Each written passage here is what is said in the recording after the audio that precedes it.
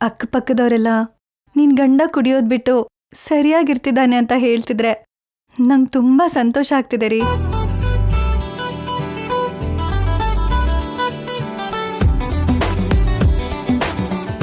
ನೀವಿಲ್ಲೇ ಇರಿ, ನಾನು ಈಗಲೇ ಬರ್ತೀನಿ.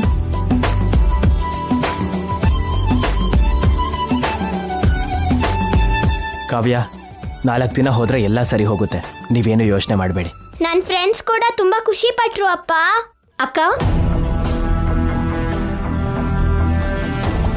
ಬೇಗ ಆರತಿ ತಗೊಂಡ್ ಬಾ. ಆರ್ತಿ ಯಾಕೆ? ಹೇಳ್ತೀನಿ, ತಗೊಂಡ್ ಬಾ ಅಕ್ಕ. ಅಷ್ಟಕ್ಕೂ ಇವಾಗ ಆರ್ತಿ ಯಾಕೆ? ಏನಾಯ್ತು ಅವನಿ? ಯಾಕೊಂಥರ ಇದೆಯಲ್ಲ? 5 ನಿಮಿಷ ಇರು ಬಾವ, ಹೇಳ್ತೀನಿ.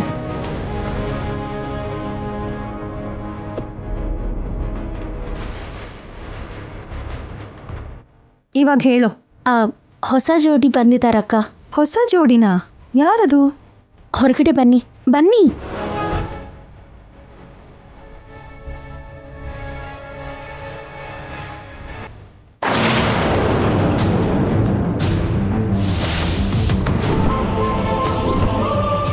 ಅಕ್ಕ, ಇಬ್ರಿಗೂ ಆರತಿ ಮಾಡು.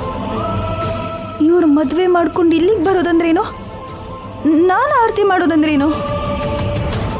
ಎಲ್ಲರೂ ಒಂಥರ ಇದ್ದೀರಲ್ಲ, ಏನೋ ನಡಿಬಾರ್ದು ನಡೆದಿರೋ ಹಾಗೆ ಅನ್ನಿಸ್ತಾ ಇದೆ ನನಗೆ.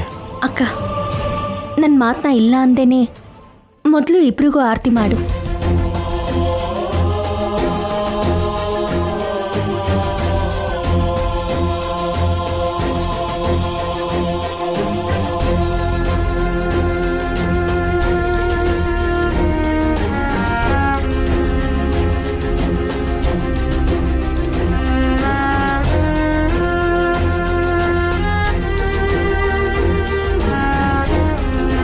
ನನ್ನ ಮಾತಿಗೆ, ಶ್ರೀಕರ್ ಭಾವನ್ ಮಾತಿಗೆ ಇಲ್ಲ ಅನ್ನಲ್ಲ ಅನ್ನೋ ನಂಬಿಕೆಯಿಂದ ಕರ್ಕೊಂಡು ಬಂದಿದ್ದೀನಿ.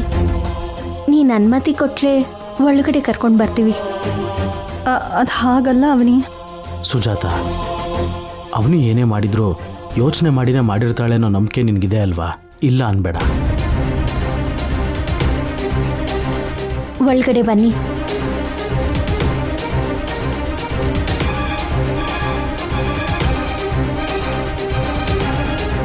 ಕೂತ್ಕೊಳ್ಳಿ. ಕೂತ್ಕೊಳ್ಳಿ.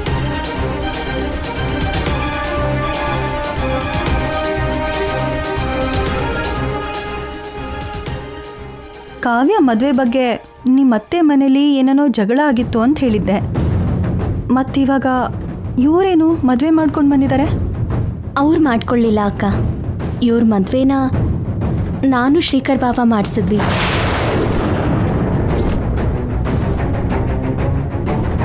ದೇವಸ್ಥಾನದಲ್ಲಿ ಮದುವೆ ಮಾಡಿಸಿ ನೇರವಾಗಿ ಅತ್ತೆ ಮನೆಗೆ ಕರ್ಕೊಂಡು ಹೋದ್ವಿ. ಅಲ್ಲಿ ವಿಷಯಕ್ಕೆ ದೊಡ್ಡ ಜಗಳ ನಡೀತು.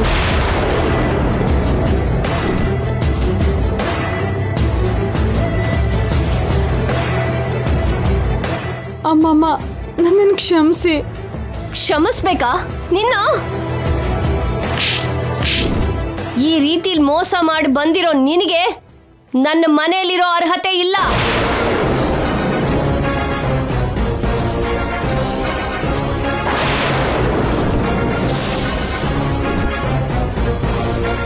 ಅದಕ್ಕೆ ಇಲ್ಲಿ ಕರ್ಕೊಂಡು ಬರ್ಬೇಕಾಗಿ ಬಂತು. ನಿಮಗೆ ಬೇಕಾದಷ್ಟು ಸಮಸ್ಯೆಗಳಿವೆ. ಇವಾಗ ಇವ್ರ ಮದುವೆ ಮಾಡಿ ಇನ್ನೊಂದು ಸಮಸ್ಯೆ ತಂದಿದ್ದೀರಲ್ಲ. ಆ ಮನೆ ಕ್ಷೇಮಕ್ಕೆ ಸಂಬಂಧಿಸಿದ ಪ್ರತಿ ವಿಷಯದಲ್ಲೂ ನೀನು ತಲೆ ಹಾಕ್ತಾ ಕೆಟ್ಟವಳಾಗ್ತಾ ಇದೀಯಾ. ಇವಾಗ ಇವ್ರ ಮದುವೆಯಿಂದ ಇನ್ನಷ್ಟು ದೂರ ಆಗೋದಿಯಲ್ಲಮ್ಮ. ಮೊದಲು ನಿನ್ನ ಸಂಸಾರ ಸರಿ ಮಾಡ್ಕೊಳ್ತೀನಿ. ಏನೇ ಕೆಲಸ? ನಮ್ಮನೆ ಕರ್ಕೊಂಡು ಬಂದಿರೋದಕ್ಕೆ ನಮಗೇನು ಭಾರ ಆಗಲ್ಲ. ಆದರೆ ಸಡನ್ನಾಗಿ ಯಾಕಿಂತ ನಿರ್ಧಾರ ತಗೊಂಡೆ? ಹೌದು, ಇವತ್ತು ಕಾವ್ಯ ನೋಡೋಕೆ ಬರ್ತಿದ್ದಾರೆ ಅಲ್ವಾ? ಅಷ್ಟಕ್ಕೂ ನಂಗೊಂದು ಅರ್ಥ ಆಗ್ತಿಲ್ಲ. ಎಂಥ ಪರಿಸ್ಥಿತಿನಲ್ಲಿ ನಾನು ಮದುವೆ ಮಾಡಬೇಕಾಗಿ ಬಂತು ಅಂತ ವಿವರವಾಗಿ ಹೇಳ್ತೀನಿ. ನನ್ನ ಜೊತೆ ಬಾ ಅಕ್ಕ. ಒಳಗೆ ಬಾ.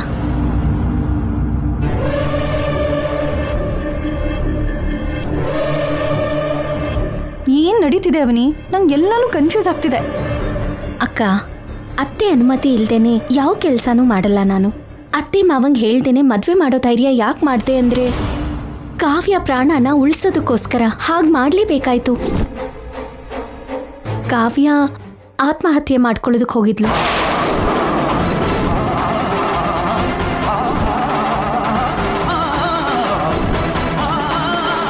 ಕಾವ್ಯ ಕಾವ್ಯ ಇನ್ನೊಂದು ವಿಷಯ ಏನಂದ್ರೆ ಅವ್ರ ಪ್ರೀತಿ ತುಂಬ ದೂರ ಹೋಗ್ಬಿಟ್ಟಿದೆ. ಎಷ್ಟು ದೂರ ಅಂದರೆ ಅವರಿಬ್ರು ಓಡೋಗೋ ಯೋಚನೆ ಮಾಡೋ ಅಷ್ಟು.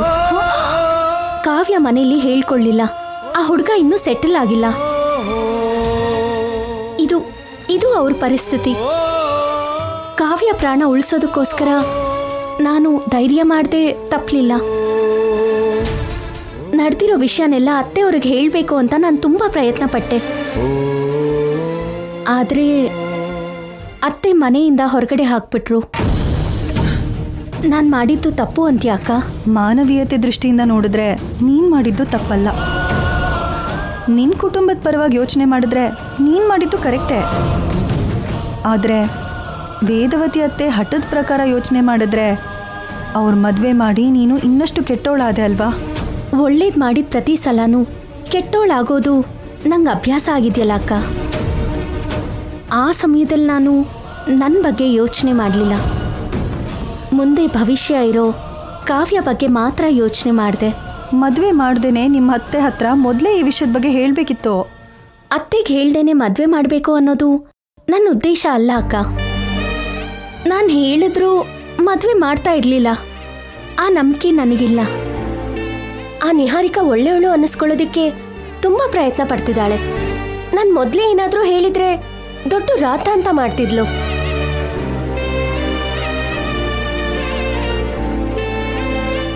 ನಾನು ಕಷ್ಟಪಟ್ಟರೂ ಪರವಾಗಿಲ್ಲ, ಕಾವ್ಯ ಕಷ್ಟಪಡಬಾರ್ದು. ಅವಳು ಪ್ರೀತಿಸಿದ ಹುಡುಗ ಅವಳಿಗೆ ಸಿಗೋ ಹಾಗೆ ಮಾಡಿದೆ ಅನ್ನೋ ತೃಪ್ತಿ ನಂಗೆ ಉಳಿತಕ್ಕ. ಅತ್ತೆ,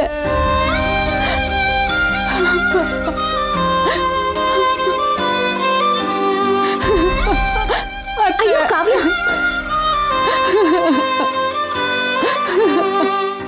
ನನ್ನನ್ನು ಕ್ಷಮಿಸು ಅತ್ತೆ, ನನ್ನನ್ನು ಕ್ಷಮಿಸು. ಹೇಳು ಕಾವ್ಯ, ಮೊದಲು ಎದ್ದೇಳು. ನನ್ನನ್ನು ಕ್ಷಮಿಸಿದೀನಿ ಅಂದ್ರೇನೆ ಹೇಳ್ತೀನಿ.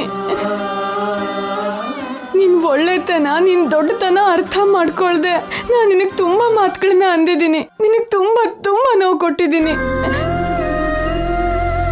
ನಾನು ತುಂಬಾನೇ ಪಾಪ ಮಾಡಿದ್ದೀನಿ. ನನ್ನ ಕಣ್ಣೀರಲ್ಲಿ ನಿನ್ನ ಕಾಲು ತೊಳೆದ್ರು ನಾನು ಮಾಡಿರೋ ಪಾಪ ಹೋಗಲ್ಲ.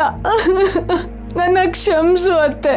ಕಾವ್ಯ, ನನ್ನ ಮಾತು ಕೇಳು. ಎದ್ದೇಳು ಕಾವ್ಯ, ಹೇಳು, ಎದ್ದೇಳು.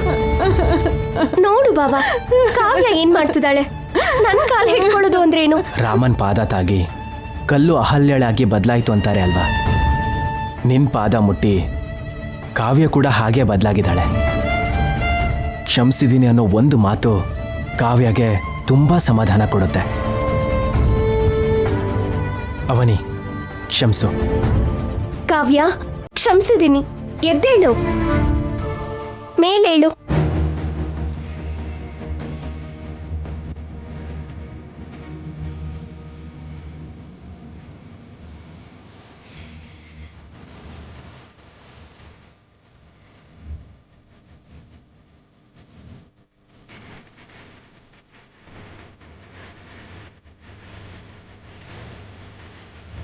ನೀನು ನಮ್ಮೆಲ್ಲರಿಗೋಸ್ಕರ ತುಂಬ ಮಾಡಿದೀಯ. ನಮ್ಮ ಕುಟುಂಬಕ್ಕೋಸ್ಕರ ಎಷ್ಟೆಲ್ಲ ತ್ಯಾಗ ಮಾಡಿದೀಯ. ನಿನ್ನನ್ನು ನಾವೆಲ್ಲರೂ ತಪ್ಪಾಗಿ ಅರ್ಥ ಮಾಡ್ಕೊಂಡಿದ್ವಿ. ಇಷ್ಟು ದಿನ ಆದಮೇಲೆ ನನ್ನ ಕಣ್ಣು ತೆರೀತು. ನೀನ್ ನನ್ನ ಶತ್ರು ಹಾಗೆ ನೋಡಿರ್ಬೋದು, ಆದ್ರೆ ನಾನ್ ಮಾತ್ರ ನನ್ನ ಅತ್ತಿಗೆ ಮಗಳನ್ನ ನನ್ನ ಮಗಳ ಹಾಗೆ ಭಾವಿಸಿದ್ದೀನಿ. ಅದಕ್ಕೆ ನಿನ್ನ ವಿಷಯದಲ್ಲಿ ನಾನು ಮಾತು ಕೇಳಿಸ್ಕೋಬೇಕಾಗಿ ಬಂದ್ರು ನನ್ನ ಜವಾಬ್ದಾರಿನ ನಾನು ಮರೀಲಿಲ್ಲ. ನಮ್ಮ ಮದುವೆ ಮಾಡಿಸಿದ್ಮೇಲೆ ನೀನು ಎಷ್ಟು ಕೆಟ್ಟವಳಾಗ್ತೀಯ ಅಂತ ಗೊತ್ತಿದ್ದು ಕೂಡ ಮಾಡಿಸ್ದೆ.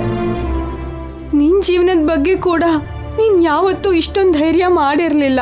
ಆದರೆ ನನ್ನ ಜೀವನಕ್ಕೋಸ್ಕರ ಮಾಡಿದೀಯ. ಯಾವುದನ್ನು ಮನಸ್ಸಲ್ಲಿ ಇಟ್ಕೊಳ್ದೇನೆ ಮಾಡಿದೀಯ. ನಿನಗೆ ಜನ್ಮ ಜನ್ಮಕ್ಕೂ ಋಣಿಯಾಗಿರ್ತೀನಿ ಅತ್ತೆ. ನಮ್ದು ಋಣಾನು ಬಂದ ಅಲ್ಲ. ನಾನು ನಿನ್ನ ಶ್ರೀಕರ್ ಮಾವ ನಿನ್ಗೆ ಯಾವುದೇ ತೊಂದರೆ ಇಲ್ಲದೆ ಇರೋ ಹಾಗೆ ನೋಡ್ಕೊತೀವಿ. ನೀನು ಅಳ್ಬೇಡ.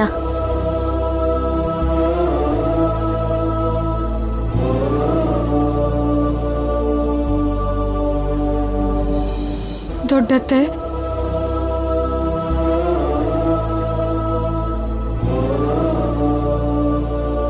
ಎಷ್ಟು ಆರೋಪಗಳನ್ನ ಮಾಡಿ ನಿನಗ್ ಬೈದಿದ್ದೀವಿ. ನಿನ್ ಗಂಡನ್ನ ನಿನ್ ಮಗಳನ್ನ ಅವಮಾನಿಸಿದೀವಿ. ನಿಮ್ಮನ್ನ ಕಳ್ರು ಅಂದ್ವಿ. ನಿನ್ನ ಸ್ಥಾನದಲ್ಲಿ ಮತ್ತೊಬ್ರಿದ್ದಿದ್ರೆ ಈ ಮನೆಯೊಳಗೆ ಕಾಲಿಡೋಕ್ಕೂ ಬಿಡ್ತಿರ್ಲಿಲ್ಲ. ನೀನು ನಮ್ಗಿಂತ ಶ್ರೀಮಂತೆ ಅಕ್ಕ. ನಮ್ಮ ಹತ್ರ ದುಡ್ಡಿದೆ, ಆದ್ರೆ ನಿನ್ನ ಹತ್ರ ಬೆಲೆ ಕಟ್ಟೋಕಾಗ್ದಿರೋ ಗುಣ ಇದೆ. ಯಾವುದು ಕಲ್ಲು, ಯಾವುದು ರತ್ನ, ಯಾವುದು ಮುಳ್ಳಿನ ಕಿರೀಟ, ಯಾವುದು ವಜ್ರದ ಕಿರೀಟ ಅಂತ ಇಷ್ಟು ದಿನಾನು ಗುರ್ತಿಸೋದಕ್ಕಾಗಿರ್ಲಿಲ್ಲ. ನನ್ನನ್ನು ಕ್ಷಮಿಸು ಅತ್ತೆ. ದೊಡ್ಡತ್ತೆ ಅನ್ನೋ ಒಂದು ಮಾತು ನಿನ್ ಮೇಲಿರೋ ಕೋಪನೆಲ್ಲ ದೂರ ಮಾಡ್ತಮ್ಮ. ನಾನು ನನ್ನ ತಂಗಿ ಯಾವಾಗಲೂ ಹೋರಾಡೋದು ಇಲ್ಲೋಡು ಈ ಸಂಬಂಧಕ್ಕೋಸ್ಕರ, ಬಂಧಕ್ಕೋಸ್ಕರ, ಹೀಗೆ ಹತ್ರ ಆಗೋದಕ್ಕೋಸ್ಕರನೇ. ನಮ್ಮ ದುರಾದೃಷ್ಟದಿಂದ ನಾವು ದೂರ ಆಗ್ತಾ ಇರ್ತೀವಿ, ಕೆಟ್ಟವ್ರಾಗ್ತಾ ಇರ್ತೀವಿ. ಕಾವ್ಯಲ್ಲಿ ಬದಲಾವಣೆ ಬಂದ ಹಾಗೆ ಎಲ್ಲರಲ್ಲೂ ಬದಲಾವಣೆ ಬರಬೇಕು. ಸದ್ಯದಲ್ಲೇ ಬರುತ್ತೆ ಅನ್ನೋ ನಂಬಿಕೆ ಇವಾಗ ನನಗೆ ಬರ್ತಿದೆ. ಕಾವ್ಯ, ನಿನ್ ಸಮಸ್ಯೆಗೆ ಪರಿಹಾರ ಸಿಗೋವರೆಗೂ ನೀನ್ ಇಲ್ಲೇ ಇರ್ಬೋದು. ಎಲ್ಲ ನಾನು ನೋಡ್ಕೊಂತೀನಿ, ಸರಿನಾ? ಅಕ್ಕ, ಎಲ್ರಿಗೂ ಊಟಕ್ಕೆ ರೆಡಿ ಮಾಡೋಣ ಬಾ ಅಕ್ಕ.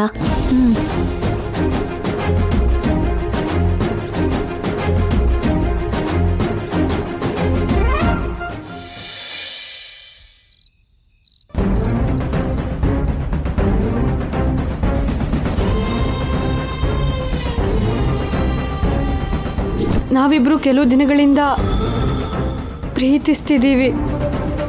ತಪ್ಪಲಿಲ್ಲ ಅತ್ತೆ, ಇಬ್ರಿಗೂ ನಾನೇ ಮದ್ವೆ ಮಾಡ್ಬೇಕಾಗಿ ಬಂತು. ಈ ರೀತಿಲಿ ಮೋಸ ಮಾಡಿ ಬಂದಿರೋ ನಿನಗೆ ನನ್ನ ಮನೆಯಲ್ಲಿರೋ ಅರ್ಹತೆ ಇಲ್ಲ. ಇವರನ್ನ ಹೇಗೆ ಹೊರಗಡೆ ಹಾಕಿದೀವೋ ನಿನ್ನೂ ಕೂಡ ಅದೇ ರೀತಿಲಿ ಹೊರಗಡೆ ಹಾಕ್ತಿದ್ದೀನಿ.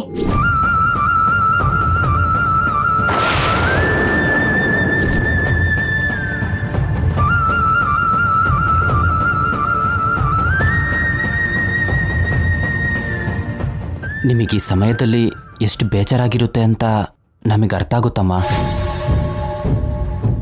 ಆಗಿದ್ದೇನೋ ಆಗೋಯ್ತು. ಇನ್ನೂ ಆ ವಿಷಯದ ಬಗ್ಗೆ ಜಾಸ್ತಿ ಯೋಚನೆ ಮಾಡಕ್ಕೆ ಹೋಗ್ಬಿಡಿ.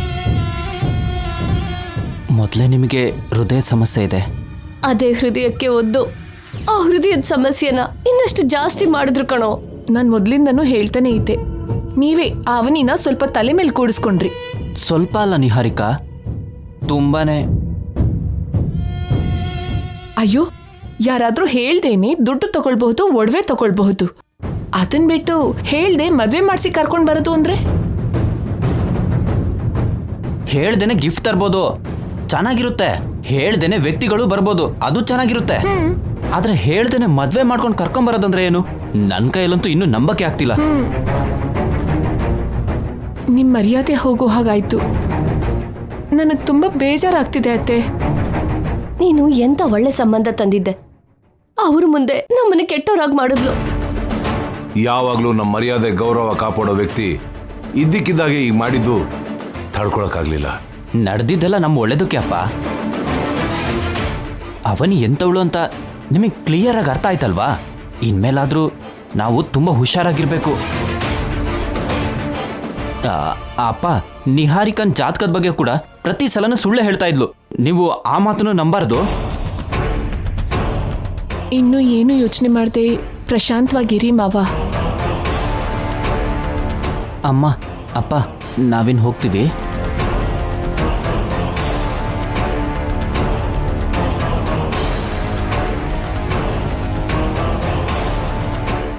ನಿಹಾರಿಕಾ, ಗ್ಯಾಪಲ್ಲಿ ನಿನ್ ಬಗ್ಗೆನೂ ಹೇಳಿದ್ದೀನಿ.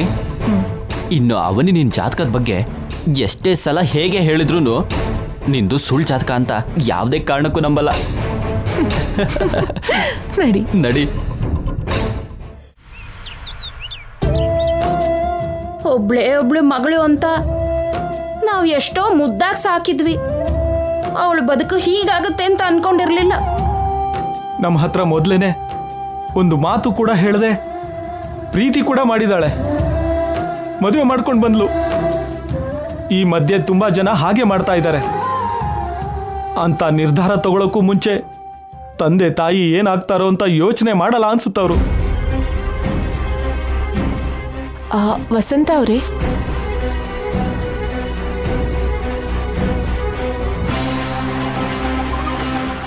ಕಾವ್ಯ ಹಾಗೆ ಮಾಡ್ತಾಳೆ ಅಂತ ಯಾರೂ ಎಕ್ಸ್ಪೆಕ್ಟ್ ಮಾಡಿರಲಿಲ್ಲ. ಮಗಳ ಬಗ್ಗೆ ಯೋಚನೆ ಮಾಡಬೇಡಿ ಅಂತ ಈ ಸಮಯದಲ್ಲಿ ನಾನು ಹೇಳೋದು ನಿಮಗೆ ತಪ್ಪಾಗಿ ಅನ್ನಿಸ್ಬಹುದು. ಆದರೆ ನಾನಂತೂ ಅದೇ ಮಾತು ಹೇಳ್ತೀನಿ. ತಾಯಿ ತಂದೆಗೆ ಮೋಸ ಮಾಡಿರೋ ಮಗಳ ಬಗ್ಗೆ ಅಂತೂ ನೀವು ಯೋಚನೆ ಮಾಡೋದು ಅನಾವಶ್ಯಕ. ಯೋಚನೆ ಮಾಡದೆ ಹೇಗಿರೋಕ್ಕಾಗುತ್ತೆ? ಬೇರೆಯವರು ಆ ಕೆಲಸ ಮಾಡಿದ್ರೆ ತಂದೆ ತಾಯಿ ಸರಿಯಾಗಿ ಬೆಳೆಸಿಲ್ಲ ಅಂತಾನೆ ಮಗಳು ಇಂಥ ಕೆಲಸ ಮಾಡಿದ್ಲು ಅಂತ ಬಾಯಿಗೆ ಬಂದಾಗ ಮಾತಾಡ್ತೀವಿ. ಈಗ ಆ ಸ್ಥಾನದಲ್ಲಿ ನಾವಿದ್ದೀವಿ. ನಮ್ಮ ಬಗ್ಗೆ ಕೂಡ ಜನ ಅದೇ ಅನ್ಕೋತಾರಲ್ವಾ? ಯಾಕೆ ಅನ್ಕೊಳ್ಳಲ್ಲ? ಹಾಗೆ ಅನ್ಕೋತಾರೆ. ನಾವು ಎಷ್ಟು ಮುದ್ದಾಗಿ ನೋಡ್ಕೊಂಡ್ವಿ ಅಂತ ಜನರಿಗೆ ಗೊತ್ತಿಲ್ಲ ಅಲ್ವಾ? ಧೈರ್ಯ ಮಾಡಿ ಪ್ರೀತಿಸಿರೋನ್ ಜೊತೆ ಓಡ್ ಹೋದ್ಲು ಅಂತ ಕಾವ್ಯನ್ ಬಗ್ಗೆ ಅನ್ಕೋತಾರೆ ಹೊರತು ನಿಮ್ ಬಗ್ಗೆ ಏನು ಅನ್ಕೊಳ್ಳಲ್ಲ ಅಣ್ಣ. ನೀವ್ ಆ ರೀತಿಲಿ ಯೋಚನೆ ಮಾಡಬೇಡಿ. ಕಾವ್ಯ ಪೂರ್ತಿಯಾಗಿ ಆ ಅವನಿ ಹೇಳಿದ ಮಾತನ್ನ ನಂಬಿ ರಾಂಗ್ ಡಿಸಿಷನ್ ತಗೊಂಡಿದ್ದಾಳೆ. ಕೆಟ್ಟವ್ರ ಮಾತು ಕೇಳಿದ್ದಕ್ಕೆ ಕಾವ್ಯಗೆ ತಕ್ಕ ಶಾಸ್ತಿನೇ ಆಗತ್ತೆ ಬಿಡಿ. ಹೌದತ್ಗೆ, ನಮ್ ನಿಹಾರಿಕಾ ಯಾವುದೋ ಅದ್ಭುತವಾದ ಸಂಬಂಧ ಕರ್ಕೊಂಡ್ ಬಂದ್ರೆ ಅದನ್ ಬಿಟ್ಟು ಯಾರೋ ದಾರಿಲ್ ಹೋಗೋ ದರಿದ್ರನ್ನ ಮದ್ವೆ ಮಾಡ್ಕೊಂಡಿದ್ದಕ್ಕೆ ತುಂಬಾ ನೋವು ಪಡ್ತಿದ್ದಾಳೆ ನೋಡಿ. ಅವ್ರ ಸಂಬಂಧ ಎಷ್ಟು ದಿನ ಇರುತ್ತೆ? 3 ಗಂಟೆ ಹಾಕ್ಸ್ಕೊಂಡಿದ್ದೀನಿ ಅಂತ ಸಂಭ್ರಮ ಪಡ್ತಾಳೆ. 3 ತಿಂಗಳು ಕೂಡ ಒಟ್ಟಿಗೆ ಇರಕ್ಕಾಗಲ್ಲ. ನೀವ್ ಕಾವ್ಯನ್ ಬಗ್ಗೆ ಅನಾವಶ್ಯಕವಾಗಿ ಬೇಜಾರ್ ಮಾಡ್ಕೋಬೇಡಿ. ಹೋದ್ರೆ ಹೋದ್ಲು, ಬಿಟ್ಬಿಡಿ. ನಾಳೆ ದಿನ ಬುದ್ಧಿ ಬಂದು ಅವನನ್ನ ಬಿಟ್ಟು ಬಂದಿದ್ದೀನಿ, ನನ್ನನ್ನ ಕ್ಷಮಿಸಿ ಅಂತ ಕೇಳಿದ್ರು ಕೂಡ ನಾವ್ ಯಾರೂ ಕ್ಷಮಿಸಬಾರ್ದು, ಸರಿನಾ? ಬೇಗ ಕಾವ್ಯ ಯೋಚನೆಯಿಂದ ಹೊರಗಡೆ ಬನ್ನಿ. ನಿಮ್ಮ ಆರೋಗ್ಯಕ್ಕೆ ಒಳ್ಳೇದು. ಅತ್ತೆ ಮಾವನ್ ಕೂಡ ಕಾವ್ಯನ ವಿಷಯದಲ್ಲಿ ಬೇಜಾರ್ ಮಾಡ್ಕೋಬೇಡಿ ಅಂತ ಹೇಳ್ಬಂದಿದೀವಿ, ಸರಿನಾ?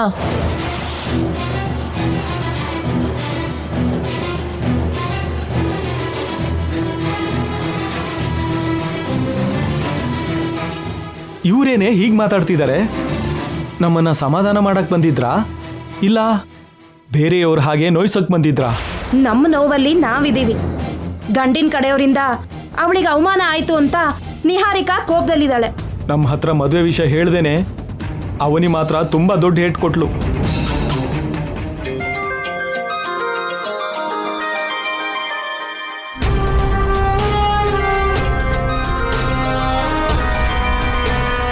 ಅವನಿ ಫೋನ್ ಮಾಡ್ತಿದ್ದಾಳೆ ರೀ. ಚೆನ್ನಾಗಿ ಬೈಯಿ, ಸ್ಪೀಕರ್ ಆನ್ ಮಾಡು. ಇಂಥ ಮೋಸ ಮಾಡ್ತೀಯ ಅನ್ಕೊಂಡಿರ್ಲಿಲ್ಲ. ಕಾವ್ಯ ಎಲ್ಲಿದ್ದಾಳೆ ಅಂತ ಕೇಳ್ತೀರಾ ಅನ್ಕೊಂಡೆ. ಯಾಕೆ ಅಂದ್ರೆ ನಿಂಗೆ ನಿನ್ನ ಮಗಳಂದ್ರೆ ಇಷ್ಟ ಅಲ್ವಾ? ಆ ಇಷ್ಟನ ಅವಳು ಸ್ವಲ್ಪ ಸಾಯಿಸಿದ್ಲು, ನೀನ್ ಸ್ವಲ್ಪ ಸಾಯಿಸ್ದೆ. ಯಾವ ತಾಯಿನೂ ತನ್ನ ಮಕ್ಕಳ ಮೇಲಿರೋ ಇಷ್ಟನ ಪ್ರೀತಿನ ಸಾಯಿಸ್ಕೊಳ್ಳಲ್ಲ. ಅದಕ್ಕೆ ನಿಮ್ಗಿರೋ ಕೋಪ ನಿಮ್ಮ ಹತ್ರ ಹಾಗೆ ಮಾತಾಡಿಸ್ತಾ ಇದೆ ಅಷ್ಟೆ. ಕಾವ್ಯ ಇವಾಗ ನಮ್ಮ ಜೊತೆಗೆ ನಮ್ಮ ಅಕ್ಕನ ಮನೇಲೇ ಇದ್ದಾಳೆ. ನೀವು ಅಣ್ಣ ಒಂದ್ಸಲ ಇಲ್ಲಿಗೆ ಬನ್ನಿ, ನಿಮ್ಮ ಹತ್ರ ಮಾತಾಡಬೇಕು. ನಾನು ಅಲ್ಲಿಗೆ ಬರೋ ಪರಿಸ್ಥಿತಿ ಇಲ್ಲ ಅಂತ ನಿಮ್ಮನ್ನ ಇಲ್ಲಿ ಕರೀತಾ ಇದ್ದೀನಿ. ಇಲ್ಲ ಅಂದ್ರೆ ನಾನೇ ಬರ್ತಿದ್ದೆ. ಏನ್ ಮಾತಾಡ್ಬೇಕು? ಅಣ್ಣ, ನನ್ನ ಮೇಲೆ ಕಾವ್ಯ ಮೇಲೆ ನಿಮಗೆ ತುಂಬ ಕೋಪ ಇರ್ಬೋದು. ಆ ಕೋಪಕ್ಕೆ ಕಾರಣ ನಿಮಗೆ ನಿಜ ಗೊತ್ತಿಲ್ಲದೆ ಇರೋದು. ಆ ನಿಜದ ಬಗ್ಗೆ ಮಾತಾಡಬೇಕಿತ್ತು. ಫೋನಲ್ಲೇ ಹೇಳು, ಪರವಾಗಿಲ್ಲ. ಫೋನಲ್ಲಿ ಹೇಳಿದ್ರೆ ಅರ್ಥ ಮಾಡ್ಕೊಳ್ಳೋದಕ್ಕಾಗಲ್ಲ. ದಯವಿಟ್ಟು ನನ್ನ ಮಾತಿಗಿಲ್ಲ ಅನ್ಬೇಡಿ. ನೀನ್ ಏನೇ ಹೇಳಿದ್ರು ನೀನ್ ಮಾಡಿದ್ ಮಾತ್ರ ತಪ್ಪು. ನಾನು ಹೇಳಿದ್ ಕೇಳಿದ ಮೇಲೂ ನಿಮ್ಗೆ ಇದೇ ಮಾತನ್ನ ಹೇಳಬೇಕು ಅನ್ಸಿದ್ರೆ ಅನ್ನಿ, ನಾನು ಸುಮ್ಮನೆ ಇರ್ತೀನಿ. ಅಣ್ಣ, ಒಂದ್ ಮಾತು ಕೇಳಿ. ಈ ಸಮಯದಲ್ಲಿ ವೇದವತಿ ಅತ್ತೆ ಹೋಗಿರೋ ಅವ್ರ ಮರ್ಯಾದೆ ಬಗ್ಗೆ ಯೋಚನೆ ಮಾಡ್ತಾರೆ. ನಿಹಾರಿಕಾ ಕಳ್ಕೊಂಡಿರೋ ತನ್ನ ಮಾತಿನ ಬಗ್ಗೆ ಯೋಚನೆ ಮಾಡ್ತಾಳೆ. ನೀವು ನಮ್ಮ ಮಗಳು ಮೋಸ ಮಾಡಿದ್ಲು ಅಂತ ಯೋಚನೆ ಮಾಡ್ತಿರ್ತೀರಾ. ಬಂದಿರೋ ಸಂಬಂಧವರು ನಮಗೇನ್ ಮಾಡಬೇಕು ಅಂತ ಯೋಚನೆ ಮಾಡ್ತಿರ್ತಾರೆ. ನಾನು ಕಾವ್ಯ ಜೀವನದ ಬಗ್ಗೆ ಯೋಚನೆ ಮಾಡ್ತಾ ಇದ್ದೀನಿ. ತಂದೆ ತಾಯಿಯಾಗಿ ನೀವು ಎಷ್ಟು ನೋವನ್ನು ಅನುಭವಿಸ್ತಾ ಇದ್ದೀರೋ ಯೋಚನೆ ಮಾಡ್ತಾ ಇದ್ದೀನಿ. ದಯವಿಟ್ಟು ನನ್ನ ಮಾತು ಕೇಳಿ ಬನ್ನಿ. ಎಲ್ಲ ವಿಷಯನೂ ನಾವು ಮಾತಾಡೋಣ, ಸರಿನಾ? ಸರಿ, ಬರ್ತೀವಿ. ಅವನಿ ಸಮಾಧಾನವಾಗಿ ಮಾತಾಡ್ತಿದ್ದಾಳೆ, ಆದ್ರೆ ನನಗಂತೂ ಅವಳನ್ನ ಕೊಂದು ಬಿಡೋ ಅಷ್ಟು ಕೋಪ ಬರ್ತಿದೆ. ಕಾವ್ಯ ಬಗ್ಗೆ ಇಲ್ಲಿ ಎಲ್ಲರೂ ಇಷ್ಟ ಬಂದ ಹಾಗೆ ಮಾತಾಡ್ತಿದ್ದಾರೆ.